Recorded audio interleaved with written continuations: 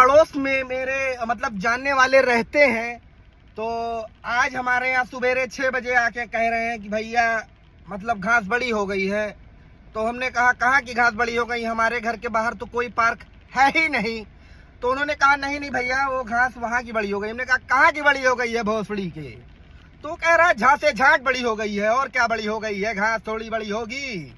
हमने कहा अच्छा। तो हमने कहा उसमें मैं क्या करूं, सुबेरे 6 बजे आके यहाँ मरा रहे हो दरवाजे पे मेरे।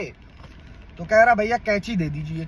हमने कहा कैंची दे दे कि अपनी झाटे काटो, उसी कैंची से मैं अपनी दाढ़ी बनाता हूँ, वही कैंची मैं तुम्हें दे दूं कि जाओ भैया अपनी झाटे काटो।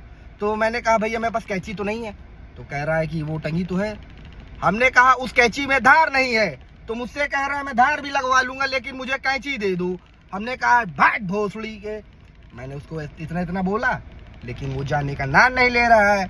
मुझसे उसने बोला कि भैया सुनो, जो घास काटने वाली मशीन आती है वाली, तो वो उसको मंगवा दो, मैं अपनी झाट कटवा लूंगा। मैंने कहा मेरे पास ना उस घास काटने वाले का नंबर है ना उस मशीन जानने वाले का नंबर है। आप एक काम करो, मैंने उसको दे दिए 40 रुपए। मैंने कहा जाओ 2 कैंची खरीद लो और एक अपनी गाड़ में डाल लो और एक कैंची से अपनी झाटे काटो। तो वो खुश होके चला गया भोसड़ी का। ऐसे ऐसे लोग हैं कि सुबेरे 6 बजे अगर आपके यहाँ आ जाए तो कृपया करके आप अपनी गाड़ पे लात मारिए और उसकी भी गाड़ पे लात मार के भगाइए।